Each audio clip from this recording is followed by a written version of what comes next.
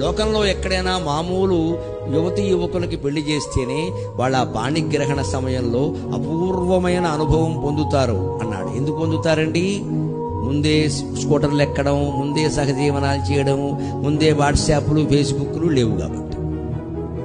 ఇవన్నీ అయిపోయిన తర్వాత ఇప్పుడు జరుగుతున్నాయి పెళ్ళి. ఎందుకంటే బాగుండదని చేస్తున్నామంతే, ఒక్క మాట చెప్పాలంటే. ఇక మనం చేయకపోతే ఇక ఎందుకు వచ్చిందని చేస్తున్నాం. అయిపోయింది కదా, ఏదో చేసేద్దాం, ఎందుకు వచ్చింది. అంతకుముందే జూము కార్లు వేసుకుని తిరిగాక బండెక్కి తిరిగేసిన తర్వాత పైగా బండి మీద ఇదివరకు ఇంకా ఆడవాళ్ళు పాపం చీర కట్టుకుని లేకపోతే పరిగిణి కట్టుకుని ఓ పక్కకు కూర్చునేవారు. ఇప్పుడు అలా కూడా లేదండి, శుభ్రంగా వారు కూర్చున్నట్టే వీరు కూర్చోవచ్చు. మొత్తం సాష్టాంగ దండ ప్రణామం.